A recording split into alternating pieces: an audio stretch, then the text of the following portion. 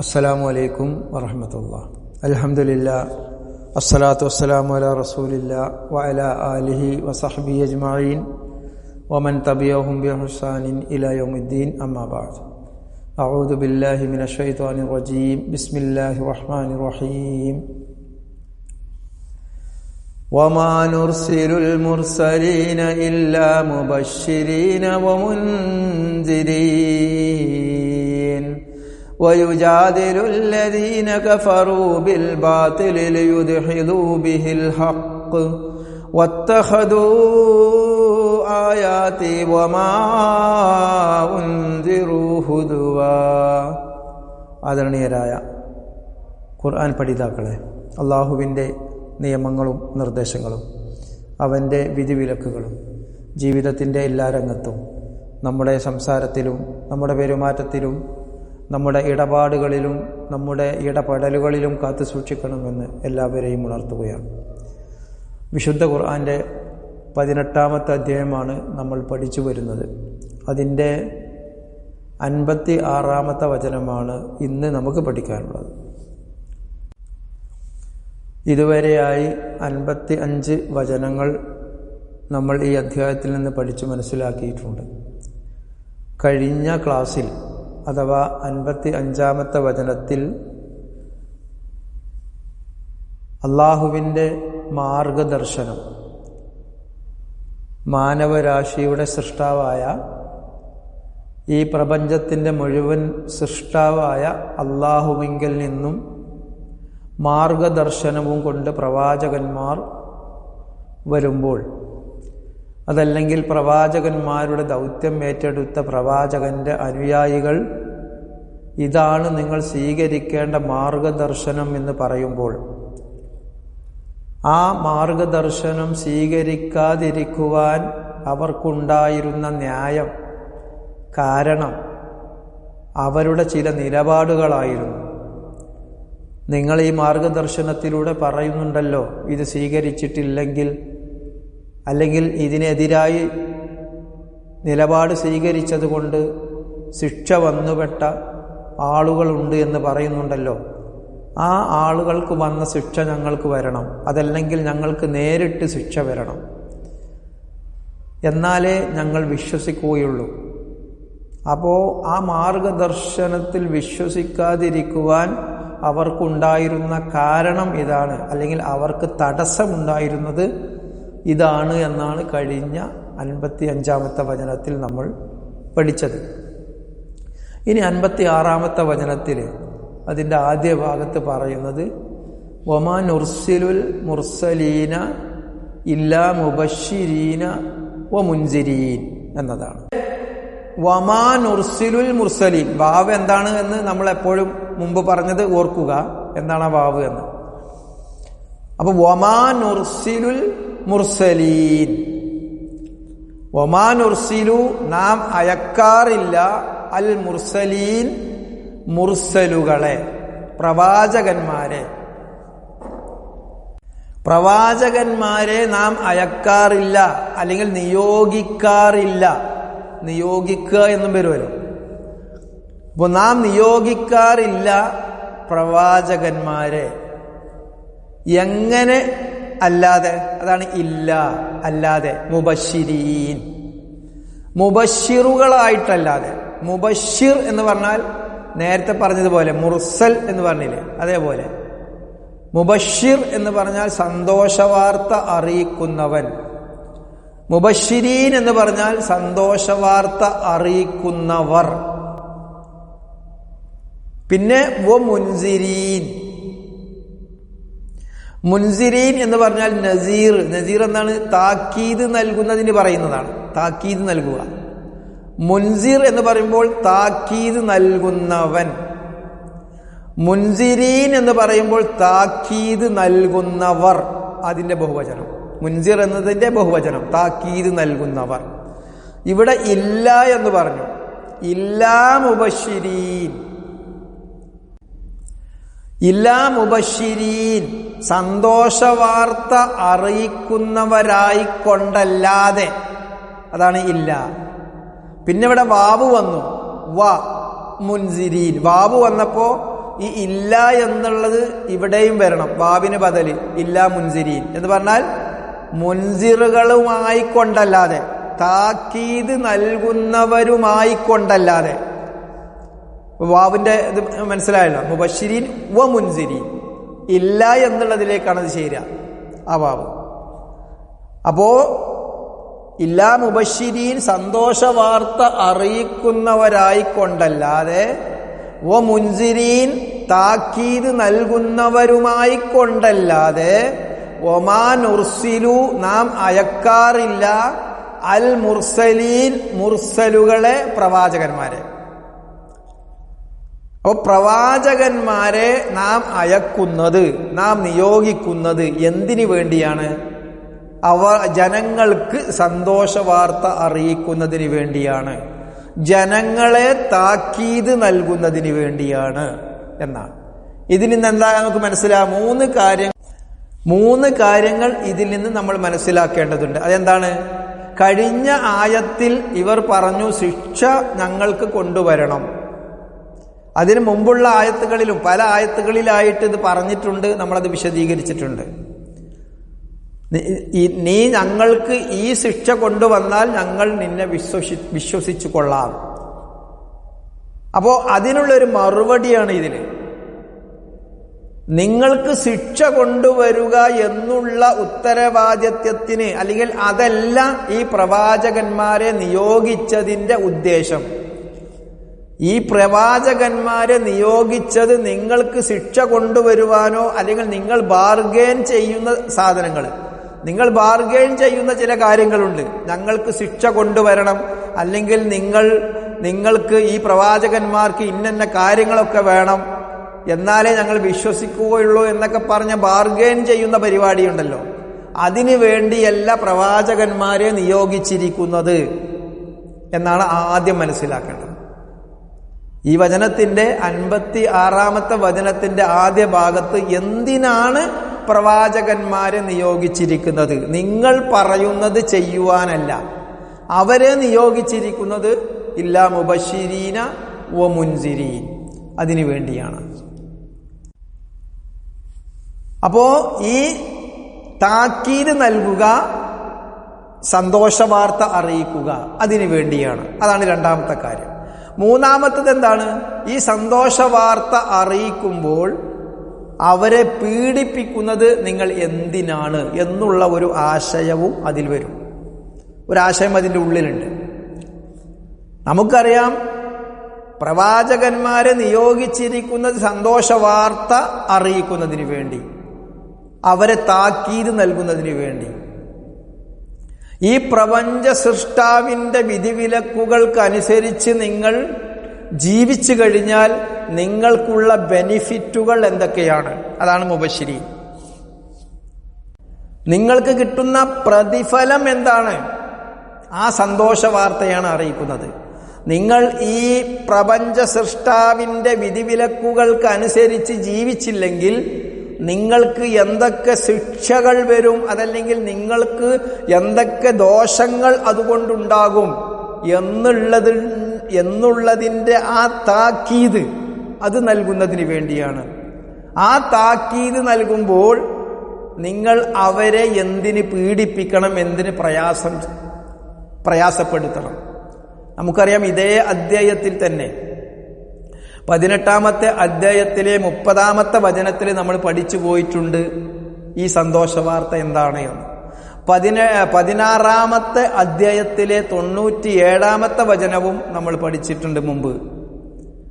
30-ാമത്തെ ഈ അധ്യായത്തിലെ 30-ാമത്തെ വചനത്തിൽ പറയുന്നത് ഇന്നല്ലദീന ആമനു, വിശ്വസിച്ചവർ, വ അമിലു സ്വാലിഹാത്ത്, സൽക്രമങ്ങൾ പ്രവർത്തിച്ചവർ, ഇന്നാ ലാ നുളീഉ അജ്റ മൻ അഹ്സന അമല. ഒരു സൽക്രമങ്ങൾ പ്രവർത്തിച്ചവർ, വിശ്വസിച്ചവർ, അവർക്ക് ഇല്ലാ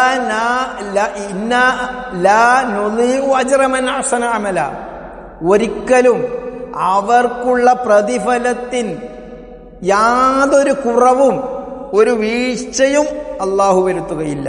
ഒരു കുറവും വരുത്തൂല, ഒരു വീഴ്ചയും വരുത്തില്ല. നാം അത് പാഴാക്കി കളയുകയില്ല. ലാ നുളീഉ, നാം പാഴാക്കി കളയുകയില്ല, അജ്റ മൻ അഹ്സന അമല, അവർ പ്രവർത്തിച്ച ആ പ്രവർത്തനത്തിന്റെ ആരാണോ നല്ലത്, മഹൻ അഹ്സന, ഏറ്റവും നന്നായി പ്രവർത്തിച്ചത് ആരാണോ അവരുടേത് പാഴാക്കി കളയുകയില്ല. അള്ളാഹുവിനെ സ്മരിച്ച ഒരു അൽഹംദുലില്ലാ, ഒരു അല്ലാഹു അക്ബർ, അള്ളാഹുവിനെ ഓർത്തുകൊണ്ട് ഒരു മിനിറ്റ് ഇരുന്ന് കഴിഞ്ഞാൽ അള്ളാഹു പറയുന്ന കാര്യങ്ങൾ ചെയ്യുകയും അള്ളാഹു വിരോധിച്ചതിൽ നിന്ന് മാറി നിൽക്കുകയും ചെയ്യുമ്പോൾ ആ ഒരു നിമിഷത്തിന് പോലും പ്രതിഫലം കിട്ടും. 16-ാമത്തെ അധ്യായത്തിൽ 97-ാമത്തെ വചനത്തിൽ അതേ ആശയം പറയണം. മൻ അമില സ്വാലിഹൻ മിൻ സക്കരിൻ ഔ ഉൻസ. മൻ അമില സ്വാലിഹൻ, ആരെങ്കിലും നല്ല ഒരു പ്രവർത്തനം പ്രവർത്തിച്ചാൽ, മിൻ സക്കരിൻ ഔ ഉൻസ, ഒരു ആണാവട്ടെ ഒരു പെണ്ണാവട്ടെ. സ്ത്രീകൾക്ക് ഇസ്ലാമിൽ പ്രാധാന്യം ഇല്ല എന്നുള്ളതാണല്ലോ ഇപ്പൊ പറഞ്ഞുകൊണ്ടിരിക്കുന്നത്. ഇവിടെ എന്താ പറഞ്ഞത്? ആണാവട്ടെ പെണ്ണാവട്ടെ ആര് തന്നെയായാലും ഒരു നന്മ പ്രവർത്തിച്ചു കഴിഞ്ഞാൽ വഹുവ മുഅ്മിനും, അവർ വിശ്വാസികളായും കൊണ്ട്, അഥവാ പ്രപഞ്ച സൃഷ്ടാവിങ്കൽ നിന്ന് പ്രതിഫലം ലഭിക്കണം, പ്രതിഫലം ലഭിക്കും എന്ന ആ വിശ്വാസത്തോടുകൂടി പ്രവർത്തിച്ചു കഴിഞ്ഞാൽ ഫലനുഹിയന്നഹു ഹയാത്തൻ ത്വയ്യിബ, നാം അവരെ നല്ല ഒരു ജീവിതം അവർക്ക് കൊടുക്കും. വലനജിദിയന്നഹും, അവർക്ക് നാം പ്രതിഫലം കൊടുക്കും. അജ്റഹും, അവരുടെ കൂലി, ബി അഹ്സനി മാ കാനൂ യഅമലൂൻ, അവർ പ്രവർത്തിച്ച ആ നന്മയുടെ തോതനുസരിച്ച് അവർക്ക് പ്രതിഫലം നൽകും. 16-ാമത്തെ അധ്യായത്തിൽ 97-ാമത്തെ വചനം. അപ്പൊ ഈ സന്തോഷ വാർത്ത ആണിനും പെണ്ണിനും മാനവരാശിക്കാകമാനം ഈ സന്തോഷ വാർത്ത അറിയിക്കുന്നതിന് വേണ്ടിയും താക്കീത് നൽകുന്നതിനും വേണ്ടിയാണ് ഈ പ്രവാചകന്മാരെ നിയോഗിച്ചിരിക്കുന്നത്. പിന്നെ എന്തിനാണ് നിങ്ങൾ ഈ പ്രവാചകന്മാരെ പീഡിപ്പിക്കുന്നത്, പ്രയാസപ്പെടുത്തുന്നത്, കളിയാക്കുന്നത്, പരിഹസിക്കുന്നത്? നമുക്കറിയാം, പ്രവാചകൻ മുഹമ്മദ് സ്വല്ലല്ലാഹു അലൈഹി വസല്ലം, അദ്ദേഹത്തിനെയും അദ്ദേഹത്തിന്റെ അനുയായികളെയും നമുക്കറിയാം ചരിത്രത്തിൽ രേഖപ്പെട്ടു കിടക്കുന്നു. 3 വർഷത്തോളം ആ പ്രവാചകനെയും അനുയായികളെയും ഉപരോധം ഏർപ്പെടുത്തി, ഭ്രഷ്ട് കൽപ്പിച്ചു, ഉപരോധം ഏർപ്പെടുത്തി. ഒരു മലഞ്ചെരുവിലേക്ക് അങ്ങോട്ട്, ആ മലഞ്ചെരുവിൽ അവരെ താമസിപ്പിച്ചുകൊണ്ട് ഉപരോധം ഏർപ്പെടുത്തി. അവരിലേക്ക് വെള്ളവും ഭക്ഷണവും എത്തിക്കാതെ അവരെ പ്രയാസപ്പെടുത്തി. 3 വർഷത്തോളം അവർ പച്ചിലകൾ ഭക്ഷിച്ചാണ് അവർ കഴിഞ്ഞുകൂടിയത്. മരുന്നുമില്ല, ഭക്ഷണവുമില്ല, വെള്ളവുമില്ലാത്ത ഒരു അവസ്ഥയിൽ 3 വർഷത്തോളം താമസിച്ചിട്ടുണ്ടെങ്കിൽ അതിന്റെ ഗൗരവം എത്രയാണ്? എന്തിനാണ് അവരെ പ്രയാസപ്പെടുത്തിയത്? ഇല്ലാ മുബശ്ശിരീന വ മുൻസിരീൻ. എന്താണ് പ്രവാചകൻ പറഞ്ഞത്? നിങ്ങൾ അമലു സ്വാലിയാത്ത് പ്രവർത്തിച്ചു കഴിഞ്ഞാൽ അതിന്റെ പ്രതിഫലം നിങ്ങൾക്ക് കിട്ടും. അതല്ലേ പറഞ്ഞത്? സന്തോഷവാർത്തല്ല അറിയിച്ചത്. പിന്നെ എന്തിനാണ് ആ പീഡനങ്ങൾ ആ പ്രവാചകനും ആ പ്രവാചകന്റെ അനുയായികൾക്കും ആ പീഡനം കൊടുത്തത്? ഇപ്പൊ നമുക്കൊരു സന്തോഷ വാർത്ത അറിയിച്ചാൽ, ഒരാളെ അറിയിച്ചു കഴിഞ്ഞാൽ നമ്മൾ അദ്ദേഹത്തെ പീഡിപ്പിക്കാറാണോ പതിവ്? നമ്മുടെ വീട്ടിൽ വന്ന് പറഞ്ഞു, പേപ്പട്ടി ഇറങ്ങിയിട്ടുണ്ട്, നിങ്ങളെ കുട്ടികളെയൊക്കെ ഒന്ന് സൂക്ഷിക്കണം, പുറത്തൊന്നും ഇറക്കാതെ. അതിൽ സന്തോഷ വാർത്തയുണ്ട്, അതിൽ തന്നെ താക്കീതുണ്ട്. ഇറക്കരുത് എന്നുള്ള താക്കീതുണ്ട്, ഇറക്കാതിരുന്ന നിങ്ങൾക്ക് ഗുണമാണ് എന്നുള്ള സന്തോഷ വാർത്തയുണ്ട്. രണ്ടും അതിലുണ്ട്. നമ്മൾ അയാളെ പീഡിപ്പിക്കുക ചെയ്യുക. അതല്ല, നീ ആ പയപ്പട്ടി അങ്ങോട്ട് കൊണ്ടുപോവാ, എന്നിട്ട് ഞങ്ങളൊക്കെ ഒന്ന് കടിക്കട്ടെ, നീ പറഞ്ഞത് ശരിയാണോന്ന് അറിയട്ടെ എന്നാണോ പറയുക? അവനെ ഭീഷണിപ്പെടുത്താറാണോ പതിവ്? നീ ആ ഇടവഴിയിലൂടെ നടക്കരുത്, അതിൽ പാമ്പുണ്ടെന്ന് പറഞ്ഞാൽ പോടാ അവിടുന്ന്, ആ പാമ്പിനെ ഒന്നുകൊണ്ട് കൊണ്ടുപോവാ, ഞങ്ങളൊന്ന് കൊത്തി കാണിച്ചു കൊണ്ടാ, എന്നാലേ ഞങ്ങൾ വിശ്വസിക്കുള്ളൂ എന്നാണ് പറയാ? അതല്ല, അദ്ദേഹത്തെ നമ്മൾ ആദരിക്കുമോ, അദ്ദേഹത്തെ നമ്മൾ ബഹുമാനിക്കുമോ? നമുക്ക് സന്തോഷ വാർത്ത അറിയിച്ചൊരു വ്യക്തി, നിങ്ങൾ ഇരിക്കൂ, ഞങ്ങളിതാ ചായ കൊണ്ടുവന്നു തരാം എന്നൊക്കെ പറയില്ലേ? എന്നാൽ ഭൗതിക കാര്യത്തിന് പറയും. പക്ഷേ മതകാര്യത്തിൽ, പ്രപഞ്ച സൃഷ്ടാവിങ്കൽ നിന്നുള്ള നിയമങ്ങൾ അങ്ങോട്ട് പറയുമ്പോൾ അവിടെ ആളുകളുടെ, മനുഷ്യ സമൂഹത്തിന്റെ സ്വഭാവം മാറും. അതുകൊണ്ടാണ് കഴിഞ്ഞ ആയത്തിൽ പറഞ്ഞത് ഒമാ മന അൻ നാസ എന്നാ പറഞ്ഞത്, ജനങ്ങളെ തടയുന്നത് എന്നാ. ജനങ്ങൾ മുഴുവനും പ്രപഞ്ച സൃഷ്ടാവിന്റെ മാർഗദർശനമാണ് ഇത് എന്നങ്ങോട്ട് പറയുമ്പോൾ അവിടെയാണ് അഭിപ്രായ വ്യത്യാസം വരുന്നത്. അവിടെ പിന്നെ പീഡനങ്ങളാ. നിങ്ങളെ ഞങ്ങൾ എറിഞ്ഞു കൊല്ലും. 36-ാമത്തെ അധ്യായത്തില് 18-ാമത്തെ വചനത്തില് പറഞ്ഞു, ലഇല്ലം തൻതഹു ലനർജുമന്നകും വലയമസ്സന്നകും മിന്നാ അസാബുൻ അലീം. പറഞ്ഞത് ലഇല്ലം തൻതഹു, നിങ്ങൾ ഇതിൽ നിന്ന് വിരമിച്ചിട്ടില്ലെങ്കിൽ, നിങ്ങൾ ഈ പറയുന്നുണ്ടല്ലോ ഈ പ്രപഞ്ച സൃഷ്ടാവിന്റെ നിയമനിർദ്ദേശങ്ങൾ, മാർഗദർശനങ്ങൾ നിങ്ങൾ പറയുന്നുണ്ടല്ലോ, അതിൽ നിന്ന് നിങ്ങൾ പിന്മാറിയിട്ടില്ലെങ്കിൽ, നിങ്ങൾ വിരമിച്ചിട്ടില്ലെങ്കിൽ, ലനർജുമന്നകും, നിങ്ങളെ എറിയും. നിങ്ങളെ എറിയും എന്ന് പറഞ്ഞാൽ വെറുതെ എറിയല്ല, എറിഞ്ഞു കൊല്ലും. വലയമസ്സന്നക്കും, തീർന്നിട്ടില്ല, വലയമസ്സന്നക്കും, നിങ്ങളെ ബാധിപ്പിക്കുക തന്നെ ചെയ്യും. മിന്ന, ഞങ്ങളിൽ നിന്ന്, അദാബുൻ അലീം, അദാബ് ശിക്ഷ, അലീം എന്ന് പറഞ്ഞാൽ വേദനാജനകമായ ശിക്ഷ, വേദനാജനകമായ ശിക്ഷ ഞങ്ങൾ നിങ്ങളെ ബാധിപ്പിക്കുക തന്നെ ചെയ്യും. ഞങ്ങൾ നിങ്ങളെ എറിഞ്ഞു കൊല്ലുന്നതാണ്. ഇല്ലാ മുബശ്ശിരീന വ മുൻസിരീൻ. ഇതാണ് ജനങ്ങളുടെ ഒരു ഒരു ഒരു പ്രതികരണം എന്നുള്ളത്. സന്തോഷവാർത്ത, പ്രപഞ്ച സൃഷ്ടാവിന്റെ മാർഗദർശനം അവർക്ക് അറിയിച്ചു കൊടുക്കുമ്പോൾ ഉണ്ടാകുന്ന അവരുടെ റിസൾട്ട്, അവരുടെ പ്രതികരണം ഇതാണ്, എറിഞ്ഞുകൊല്ലും അല്ലെങ്കിൽ ശിക്ഷ അനുഭവിക്കും. 26-ാമത്തെ അധ്യായത്തില് 167-ാമത്തെ വചനം നമ്മൾ കഴിഞ്ഞ ക്ലാസ്സിൽ പറഞ്ഞിരുന്നു. ലൂത്ത് നബി അലൈഹി സ്വലാത്തു വസ്സലാമിന്റെ സംഭവം. ലൂത്ത് എന്ന പ്രവാചകന്റെ സമൂഹം ചെയ്തിരുന്നത് ഏറ്റവും മ്ലേച്ഛമായ പ്രവൃത്തിയായിരുന്നു.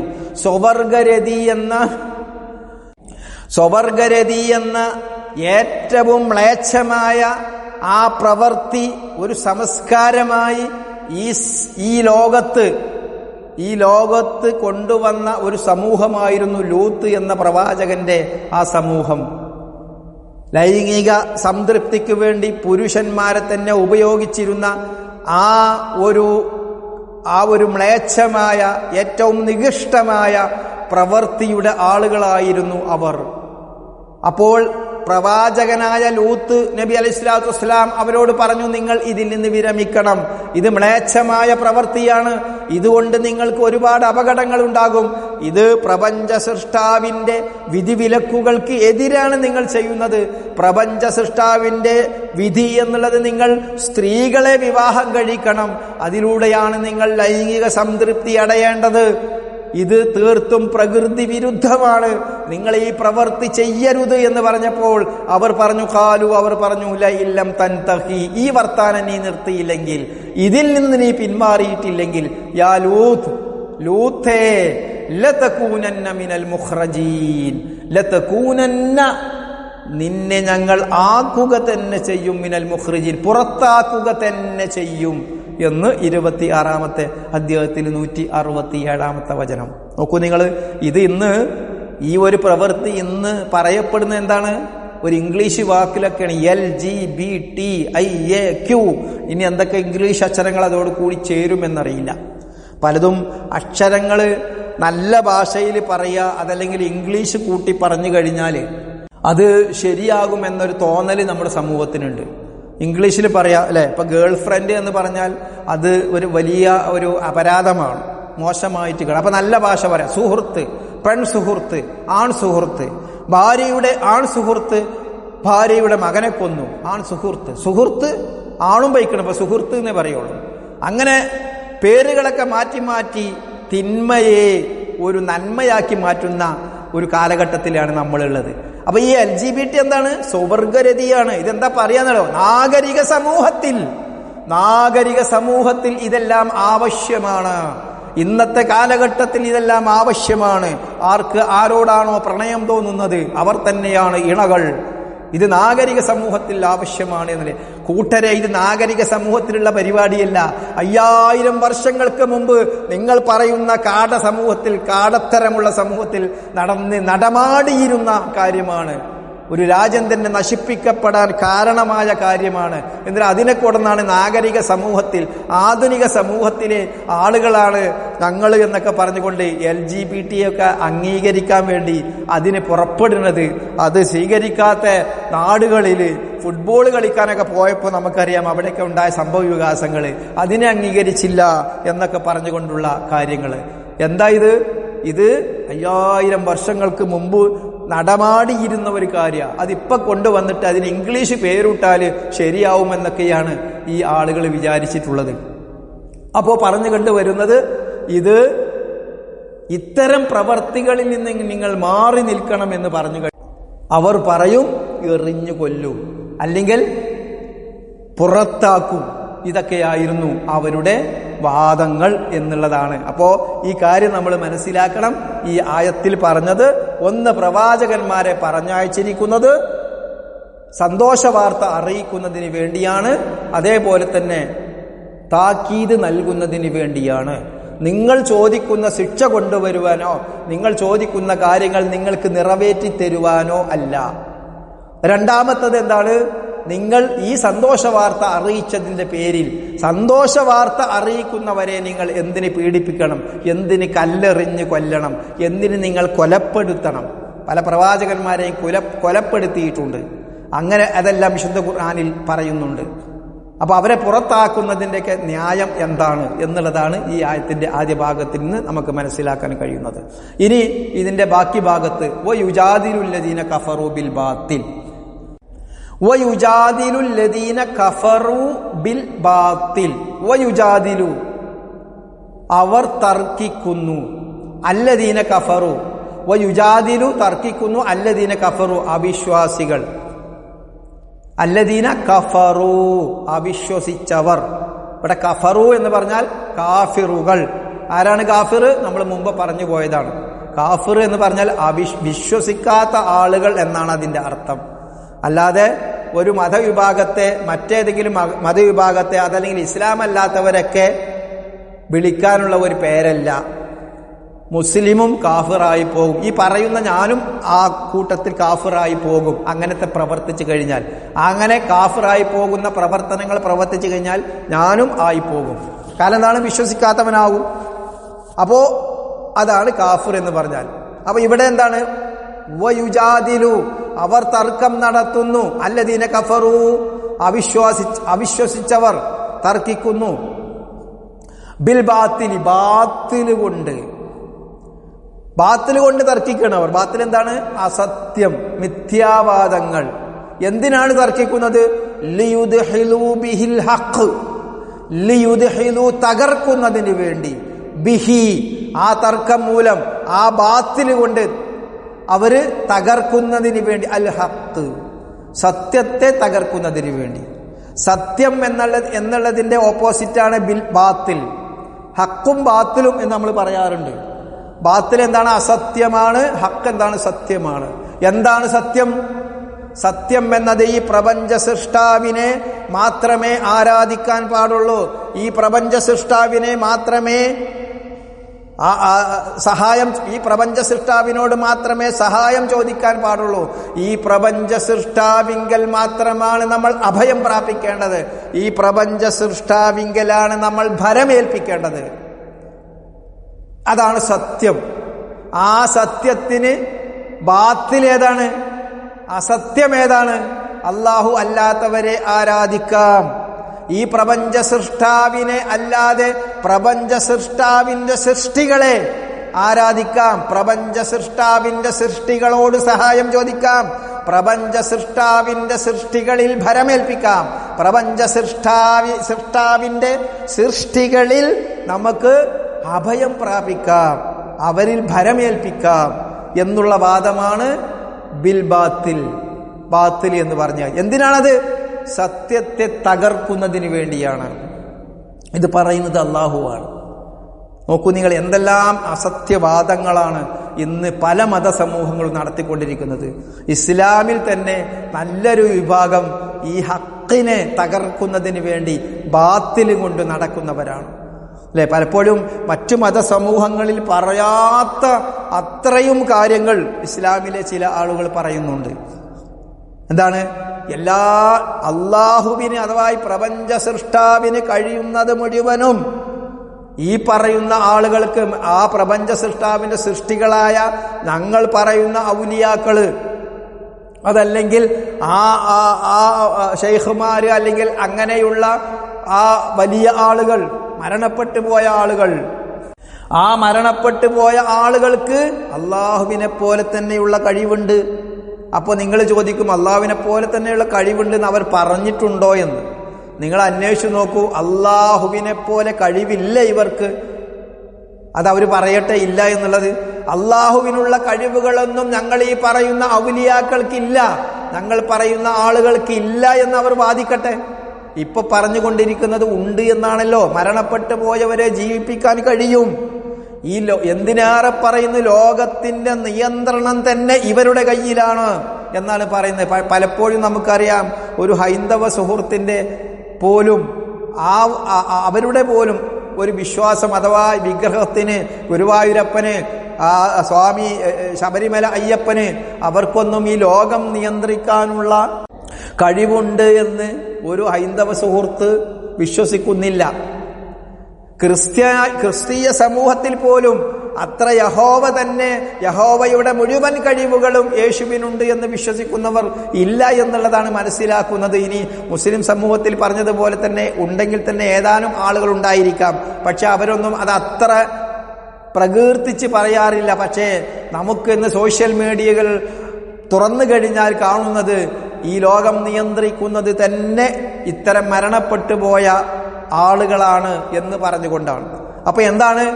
ഈ ലോകം നിയന്ത്രിക്കുന്നത് അള്ളാഹുവാണ്, പ്രപഞ്ച സൃഷ്ടാവാണ്, അതാണ് സത്യം എന്നുള്ളത് വിശുദ്ധ ഖുർആനിൽ ധാരാളം സ്ഥലങ്ങളിൽ പറയുന്നു. അതാണ് ഹഖ്. ആ ഹക്കിനെ തകർക്കുന്നതിന് വേണ്ടി ബാത്തിൽ കൊണ്ട് ലിയുദ്ഹിലു ബിഹിൽ ഹഖ് അവർ ഇറങ്ങി പുറപ്പെട്ടിരിക്കുകയാണ്. അതാണ് ആ കാര്യത്തിൽ പറയുന്നത്. പിന്നെ പറയുന്നത് എന്താണ്? വത്തഖദു, അവർ ആക്കുകയും ചെയ്തു. വത്തഖദു, ഇത്തഖദാർന ആക്കി, സ്വീകരിച്ചു. വത്തഖദു, അവർ ആക്കുകയും ചെയ്തു. ആയാത്തി, എന്റെ ആയത്തുകളെ അവർ ആക്കി. വമാ ഉൻസിറു, നേരത്തെ പറഞ്ഞില്ലേ മുൻസിരീൻ എന്ന്, അതിൽ നിന്നാണ് ഉൻസിറു, താക്കീത് നൽകപ്പെട്ടതിനെയും, അവർക്ക് താക്കീത് നൽകപ്പെട്ടതിനെയും, മാ ഉൻസിറു എന്നുള്ളതാണ്, അവർക്ക് താക്കീത് നൽകപ്പെട്ടതെന്തോ അതിനെയും, ഹുദുവ, അവർ കളിയാക്കി, അവർ പരിഹസിച്ചു, അവർ അതിനെ പരിഹസിക്കുകയും ചെയ്തു. ഇതേ അധ്യായത്തില് 18-ാമത്തെ അധ്യായത്തിൽ 106-ാമത്തെ വചനത്തിൽ പറയുന്നുണ്ട്, അവർ ദാലിക ജദാഉഹും ജഹന്നം ബിമാ കഫറു, അവർ അവിശ്വസിച്ചത് കാരണം അവർക്ക് നരകമാണ്. എന്താ അവർ ചെയ്തത്? വത്തഖദു, അവർ സ്വീകരിച്ചു. ആയാത്തി, എന്റെ ആയത്തുകളെ അവർ സ്വീകരിച്ചു, അല്ലെങ്കിൽ എന്റെ ആയത്തുകളെ അവർ ആക്കി.